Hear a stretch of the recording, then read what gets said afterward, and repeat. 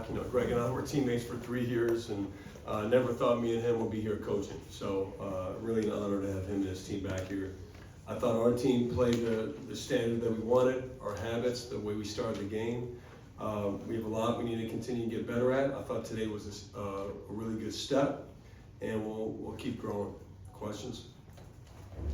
Coach, what was your point of emphasis after the Kansas game to the guys that you played in Niagara tonight and then turn around and play Howard on Sunday? Well, just for us, a couple things. One, we need to get off to better starts, and you know, we don't look. Every coach in the country says we need to get off to quick starts. Our thing is always talking about how we respond, but I prefer not to have to respond after giving up 5-6 layups to start the game. So for us, that was a big point of emphasis. We didn't want that starting group to pace. That's why we subbed in right away. I thought they responded well, did a good job, and so that's one. And then two, just to play connected basketball, both ends of the floor. I love the sharing tonight. I thought we really made unselfish passes. Sometimes when you get a lead, that can be the easiest time to try to hunt shots, and I thought we didn't do that at all. And it says a lot about our team. And then defensively, it was just a step. I didn't think they missed open shots. I got you. Whoever that is. And I thought that we, now I don't know what I'm saying. But I didn't think they just missed open shots. I thought we made them take tough ones. So I thought the defense took a step.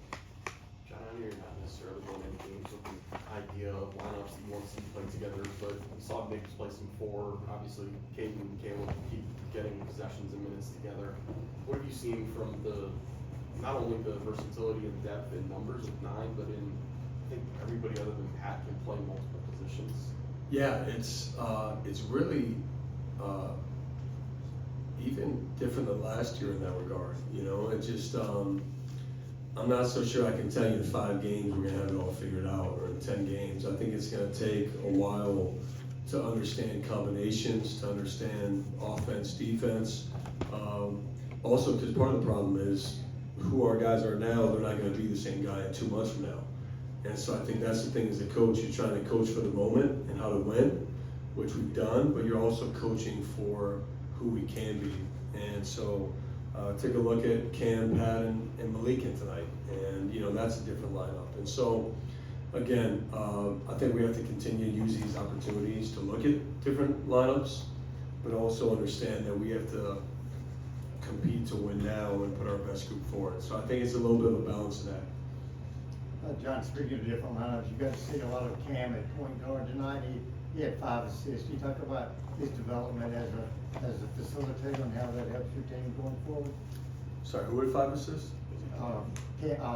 Nick, I'm sorry. Sorry, okay, I got you. Convenient. Well, Nick's always been a point guard, you know, and Nick, you know, that's his background. And the thing we loved about Nick in high school was his competitiveness and his passing. And so he's really a guy that can play 4 different positions. He can play and pick a role. And so again, in talking of the evolution of our team, I thought that was a great chance for him to show. I love the fact he was ready to shoot. You know, we've been on him about that. And the passing was terrific. But we've always known he has it in him. I think he's going to continue to show that more and more. Coach, I wanted to ask you about Pat, super aggressive tonight, Yeah. 6 fouls, 10 of them from the free throw line. So what did you see from him there? What were you thinking when his 3-point basket went in? I loved it.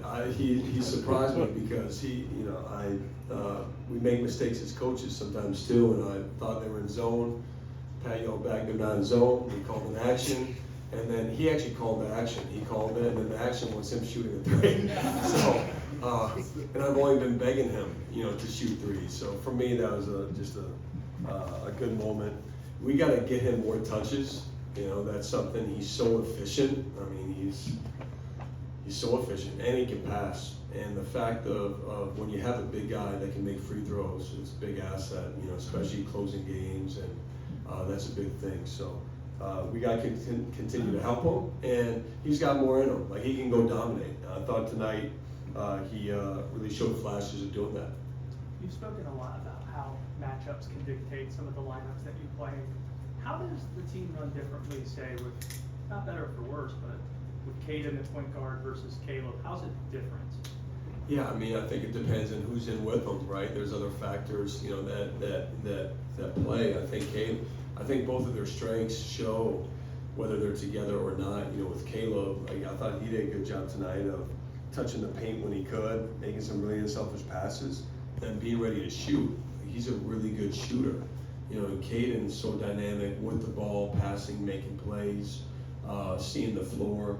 And so I think they complement each other really well. I think it gives us multiple looks, but it also depends on who's in the game with them, because that changes what they kind of have to do. And so that also depends. Felt like Tommy was everywhere defensively tonight, peeling in on switches, blowing up, dribble handoffs, in the gaps. Just how impactful can he be as like a team help defender this season?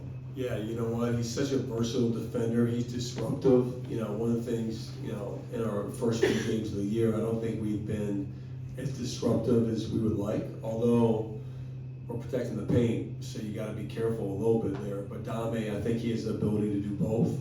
And, you know, getting the 4 steals, getting out in transition, it's just important where we can raise the level of our pressure. And Dame is just scratching the surface of who he's going to be. We've asked him to throw his, you know, hat into just defending like crazy every possession, understanding the offense is there and the offense is going to continue to come. But very few guys in the country can defend the way that he can. Last one here. Coach, the common phrase in the locker room was being thankful. A lot of players were thankful for, you know, the strong start, being tested in the exhibition games, and you got a tough stretch coming up next week also, and the week after. So I'm asking you, Coach, what are you thankful for? Yeah, well, I'm thankful for a lot. You know, I could go on and on what I'm thankful for. And, you know, it's ironic because sometimes, you know, not to go in the weeds of it, but just, you know, we get to coach basketball. You know, we get to come out here and you see the crowd, you see the students. I think, you know, that's what Greg and I connected on. You just sometimes feel as a foreign player when you come back, like this is as good as it gets. And so for me to step out every day as a Duke men's basketball coach, I'm thankful, but also, but also to coach these players. You know, these guys, I see growth every day from them. Every single one of these guys could have gone somewhere else and had to be basically all about them. And they've decided they want to be coached, they want to be pushed. And so I'm thankful as a coach, I get to come in every day, work with these guys. So I could go on and on, but those are the two things for me. You know, you think about coaching here, you know, coaching our guys. And ultimately what's most important, especially coming up, is you think about our health, family, what really matters. So for me, having my family in the games, come on, it's really good. It's really good. All right, thank you guys.